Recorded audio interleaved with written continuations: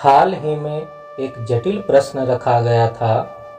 समस्या अथवा प्रश्न जटिल हो सकता है, किंतु उत्तर अत्यंत सरल है। प्रश्न था, क्या महिलाएं मुक्ति मोक्ष प्राप्त करने की अधिकारिणी हैं? तंत्र के इस कथन के संबंध में कल ही मैंने बताया था कि देहभृत मुक्तो भवति नात्र संशयः। आत्मज्ञान प्राप्त करने की न्यूनतम योग्यता है मानव देह पा लेना। यही न्यूनतम योग्यता है। यहाँ यह नहीं कहा गया है कि वह जिज्ञासु पुरुष हो अथवा महिला। इससे स्पष्ट है कि दोनों ही मुक्ति प्राप्त करने में सक्षम हैं। यह वास्तविकता अवश्य है कि सभी धर्मशास्त्र और उन पर की गई टीकाओं और टिप्पणियों में यह असंदिग्ध रूप में लिखा गया है कि महिलाएं मुक्ति प्राप्त करने की अधिकारिणी नहीं हैं। किंतु इस संबंध में आनंद मार्ग का निष्कर्ष, निर्णय और आदर्श पूर्णतया भिन्न है। हमारे मत में और मेरे मत से भी दोनों ही मुक्ति मोक्ष प्राप्त करने के लिए सक्षम हैं। मैं पुरुष और महिला में किसी भेद दृष्टि का समर्थक नहीं हूँ। सामान्य बुद्धि के अनुसार भी जिन कोशों का संबंध मानव देह संरचना से है, उनमें नीचे के दो कोशों अन्नमय और काममय को छोड़कर जो देह से समीप का संबंध रखते हैं, शेष कोशों में महिलाओं और पुरुषों में कोई अंतर नहीं है। शेष ऊर्ध्वतर कोशों में लिंग भेद नहीं रहता है। सभी मानवीय सूक्ष्म रुचियों, सभी सूक्ष्म प्रयोगों और अनुभवों का संबंध निम्नस्थ दोनों कोशों से ऊपर स्थित कोशों से है, न कि निम्नस्थ दो कोशों से, जो मात्र स्थूल देह संरचना से ही निकट रूप से जुड़े होते हैं। संतान चाहे लड़का हो या लड़की, पितृभाव अपरिवर्तित रहता है। उसी प्रकार परम पुरुष के लिए सभी पुरुष उनके पुत्र हैं और महिलाएं उनकी पुत्रियां। अतः वे क्यों किसी प्रकार के भेद को प्रश्रय देंगे? मुक्ति मोक्ष के द्वार यदि पुत्रों के लिए खुले हैं तो पुत्रियों के लिए भी खुले हैं। क्यों नहीं? तर्क की भी यही मांग है।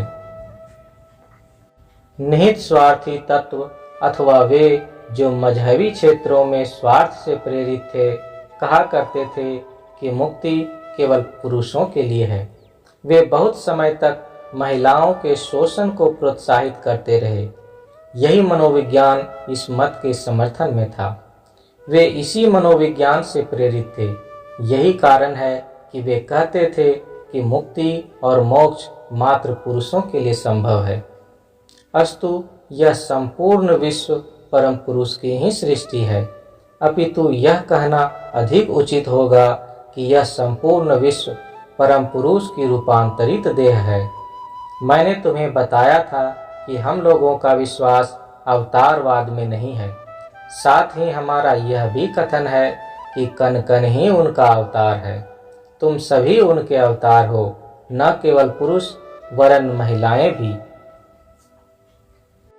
त्वं स्त्री त्वं पुमानसी त्वं कुमार उत वा कुमारी त्वं जीर्णो दंडेन वंचसी त्वं जातो भवसी विश्वतो मुखः।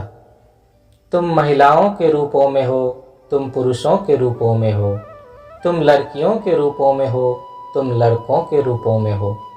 तुम ही हाथ में छड़ियाँ लिए वृद्धों के वेश में सड़क पर चलते हो, और जब तुम अपने आप को सृष्ट करते हो तो सर्वद्रष्टा, सर्वज्ञ और सर्वसमर्थ रूप में तुम ही प्रकट होते हो।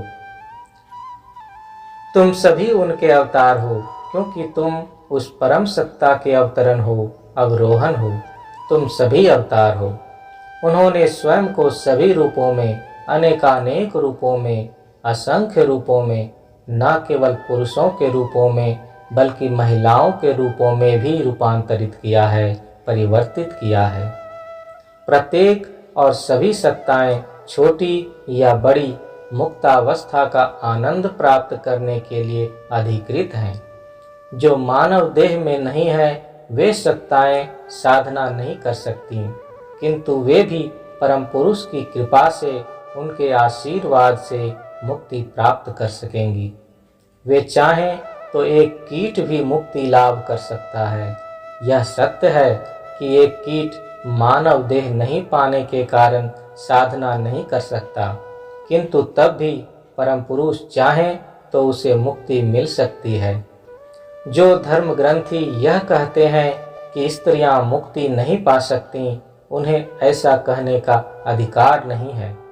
उनका ऐसा कहना मात्र दुस्साहस है और कुछ नहीं। श्री श्री आनंद मूर्ति, पटना, 1 अक्टूबर 1978।